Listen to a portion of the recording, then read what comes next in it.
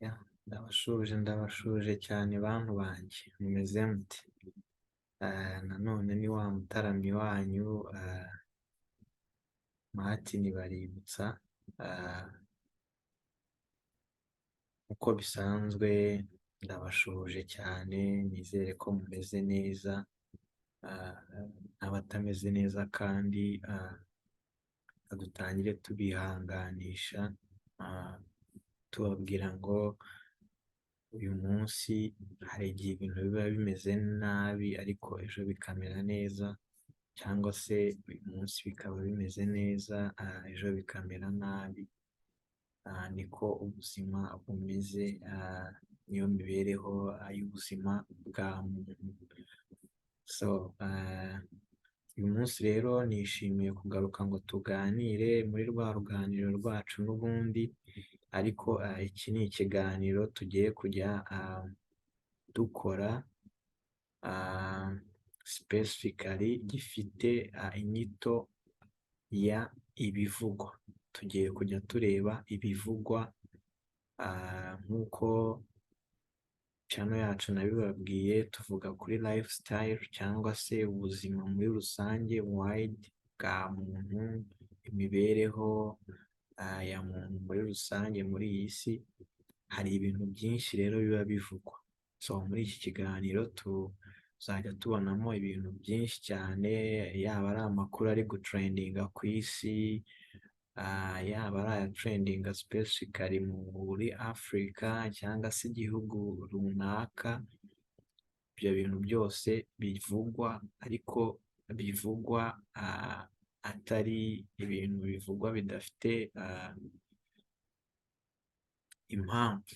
Tuzajya tuvuga ibintu bifite impamvu cyangwa se bifite akamaro, bifite akamaro mu buryo bumwe cyangwa se ubundi, sibyo? Uyu munsi rero muri ibivugwa tugiye kuganira ku kintu gikomeye. Umukunzi wacu ahangaha, umukunzi w'uru rubuga rwacu rw'uruganiriro, yaratubajije ati ese ko numvishe ko gutsinda Green Card, iyo ubaye selected muri process yindi ikurikira, hari ikintu gisabwa kugira ngo ubashe kuba wabona visa koko ikwemerera kuza kuba muri Leta Zunze Ubumwe za Amerika nk'umuturage uhaba mu buryo bwemewe n'amategeko. Bakaba basaba kuba ufite amashuri y'ibanze byibura 12 cyangwa se ugaragaza high school diploma. Umuntu utarize we nta bundi buryo yakoresha ngo abone iyo visa, kabone n'ubwo yaba atararangije amashuri twita ayisumbuye cyangwa se high school education. Hari ikintu nababwiye rero muri instructions za application ya Green Card kijyanye na work experience. Ushobora kuba udafite high school diploma cyangwa se proof y'uko warangije amashuri y'ibanze, ariko ukaba warakoze akazi mu by'ukuri kemewe kuba wagaprovidinga nka work experience. Ibyo ngiye kubakoreraho muri iki kiganiro ntibiravugwa.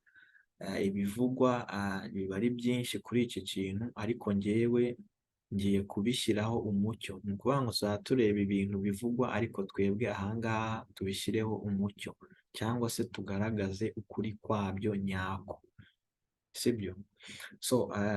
Tudatinze rero guys, nanone mbere yo kugira ngo ntangire, abatariyandikisha guys, ndabasaba yuko mukora subscribe cyangwa se mukora sabone.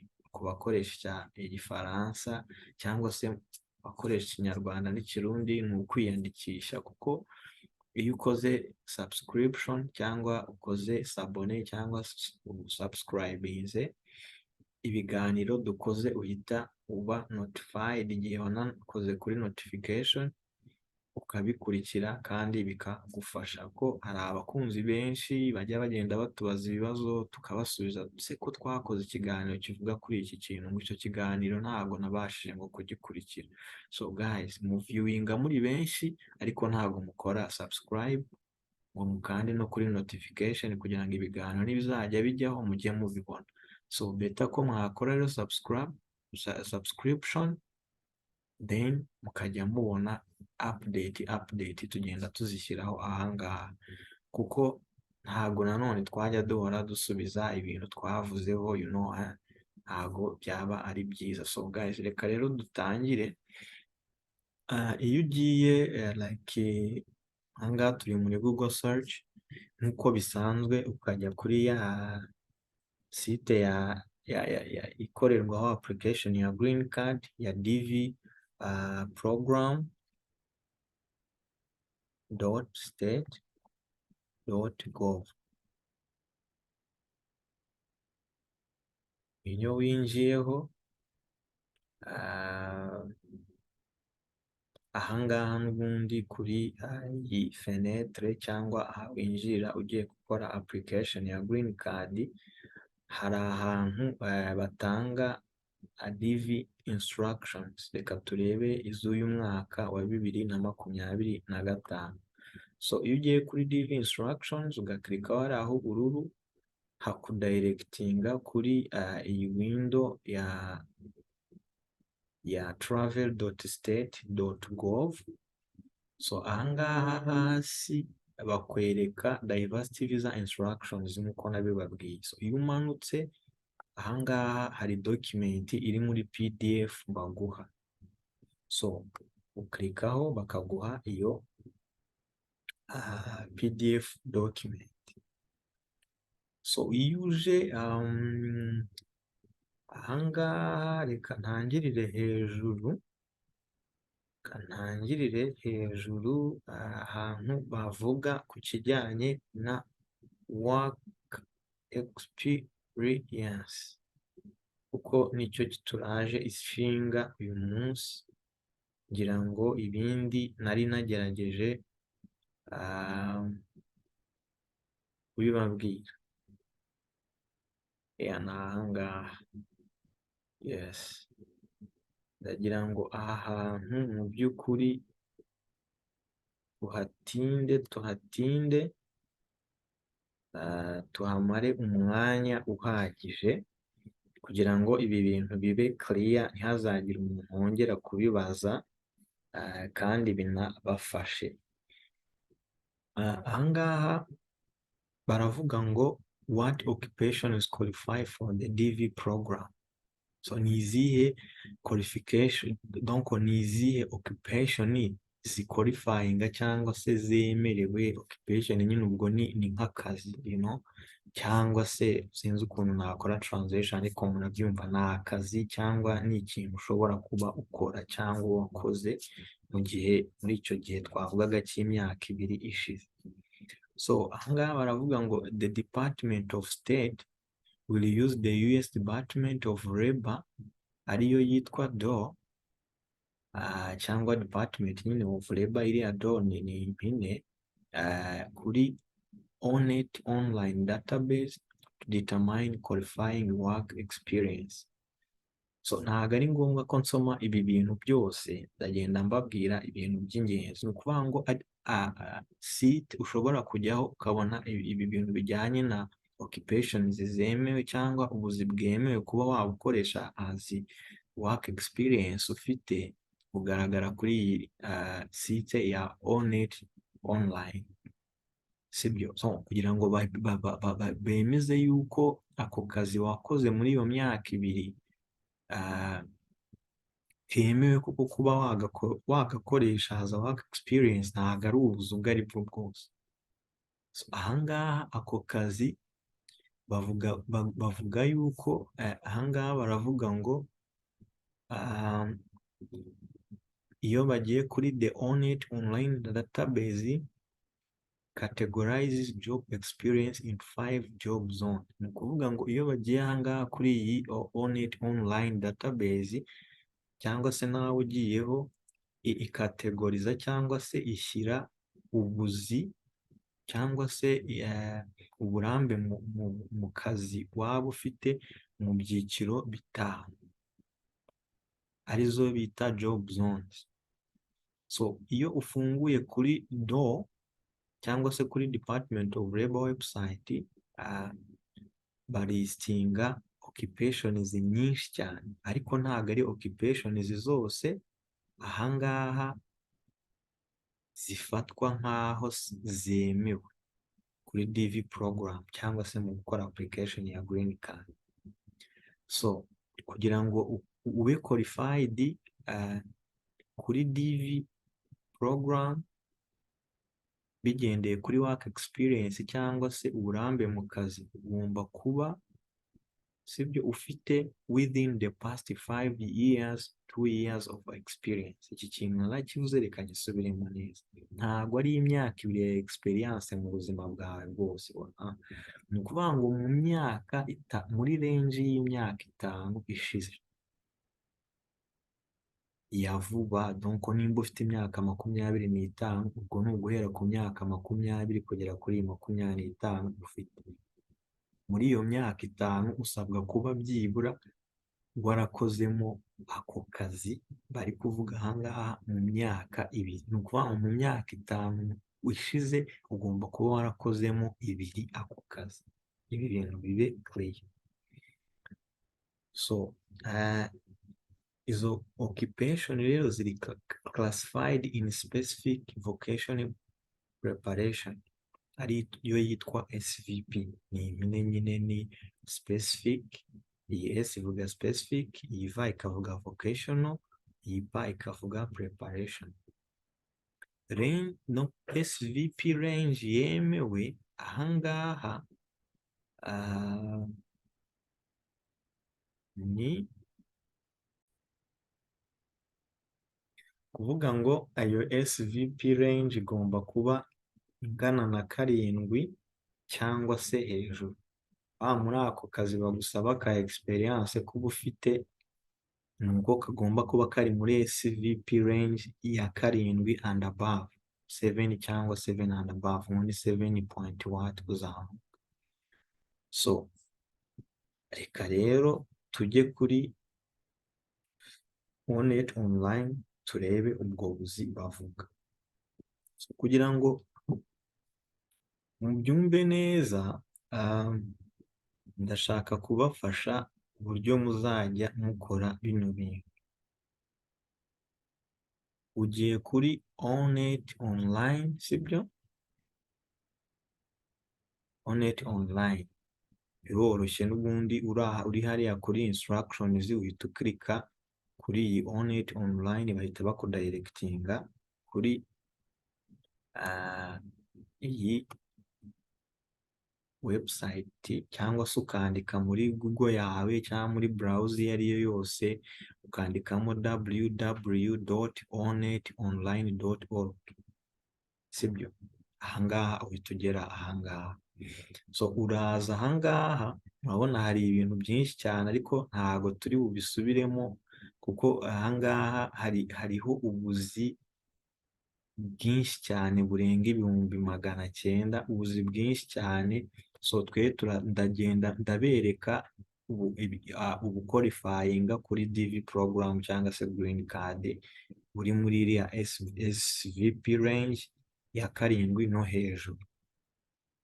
So uraza ukimara kwinjiramo, hari ahantu ugera hari find occupations, murahabona find occupations, uklikaho hahita haza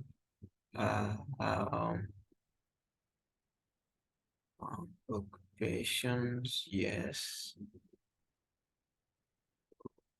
okay. Klika hano kuri found occupations, hahita hazaho utuntu twinshi. Hari bright outdoor career cluster hot technology industry. Wowe ujya kuri job family. Iyo ukritse ahangaha kuri job family,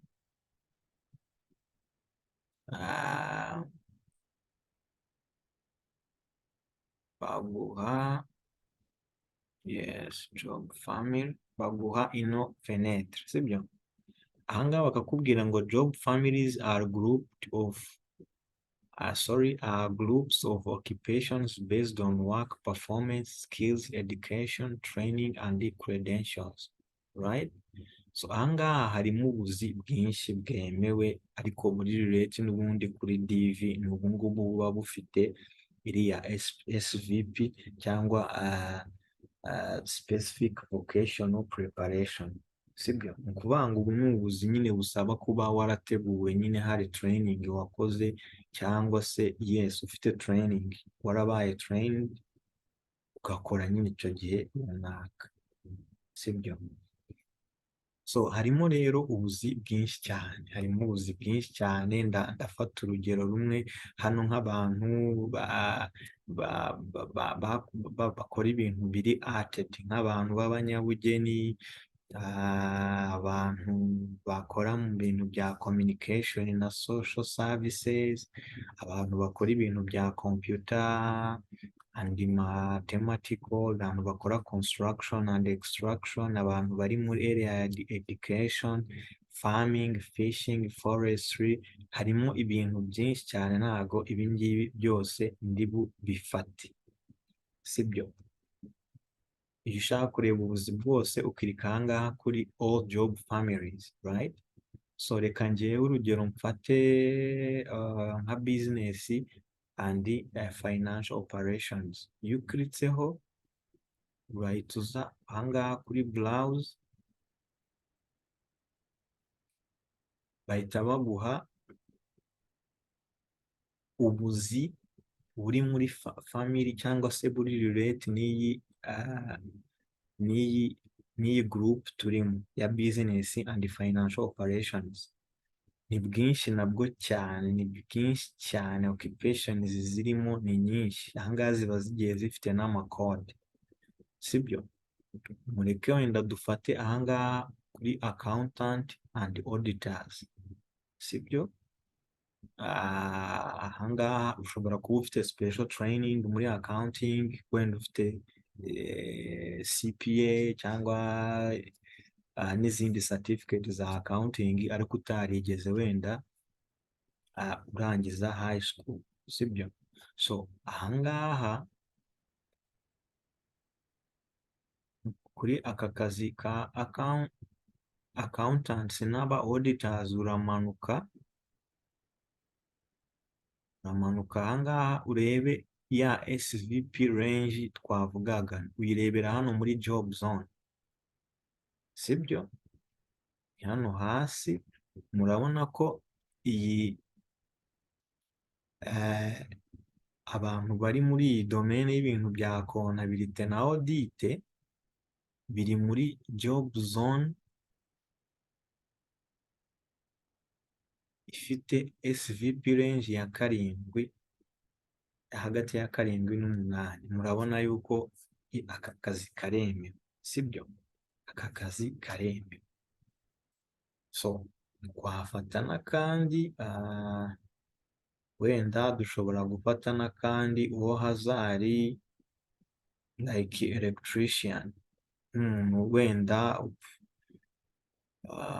electrician. Okay, let me take like chief,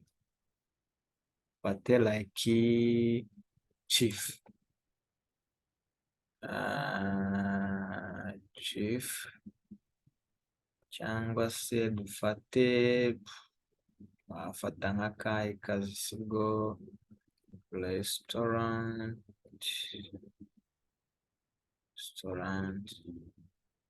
cyangwa se so abantu utuzi two mu Rwanda twinshi cyangwa se mu Burundi amatitles yatwo abagiye atandukanye.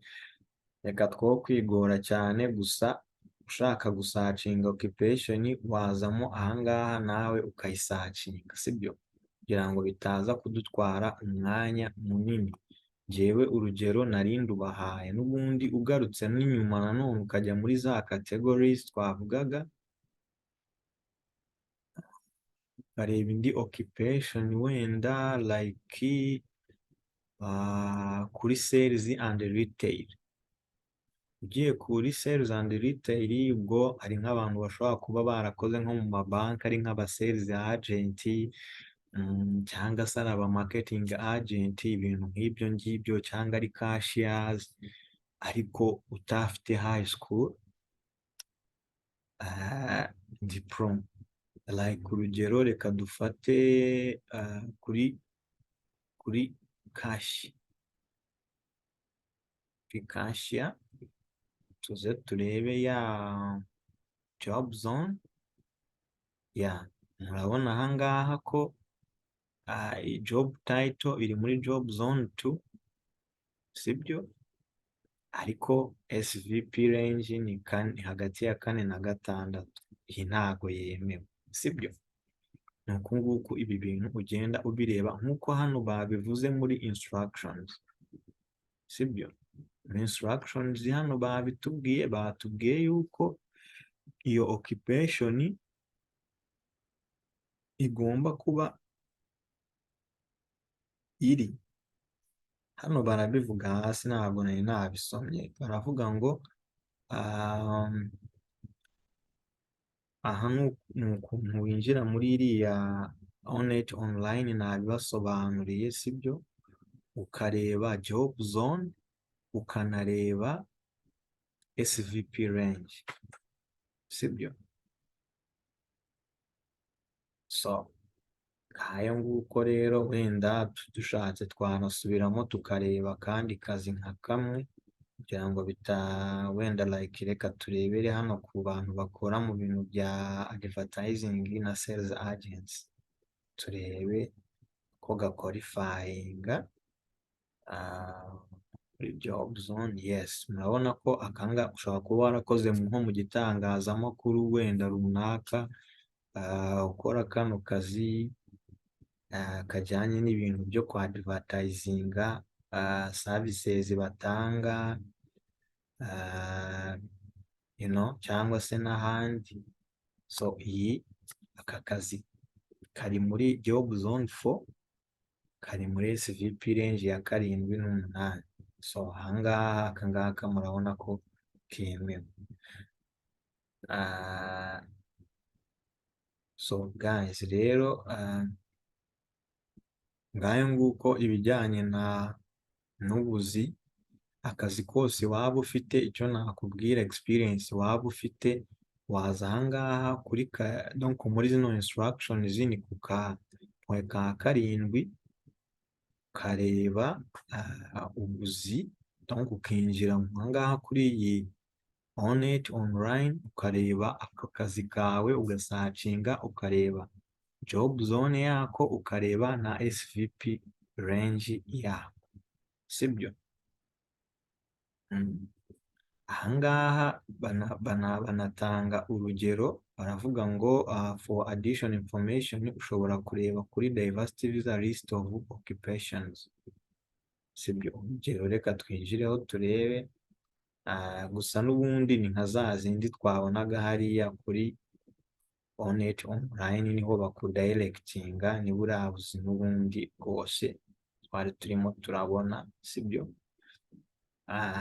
Bakwereka, sibyo? So guys, rero ngira ngo iki kintu kibaye clear. Ikintu kibaye clear.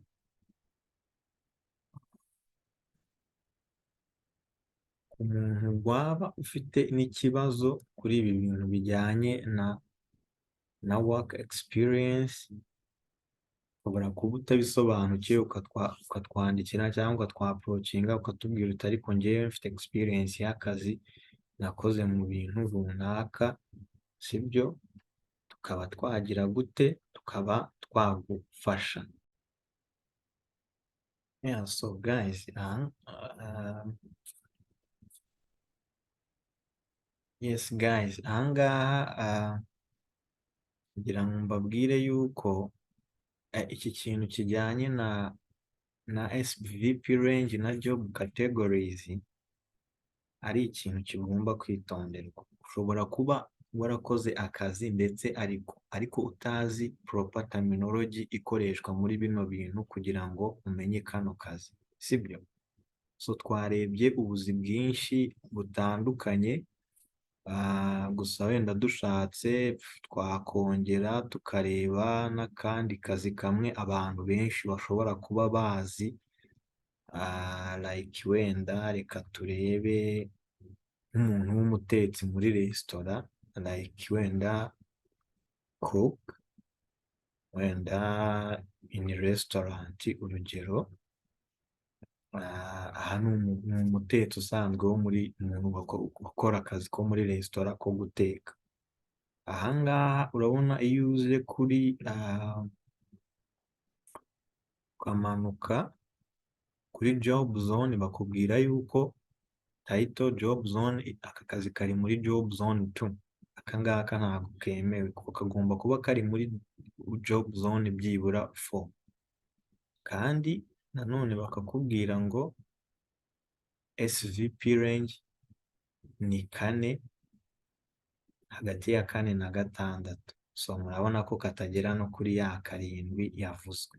So ubuzi ni bwinshi, nari mfashe aka k'umuntu w'umutetsi kugira ngo wenda cyangwa se reka turebe chief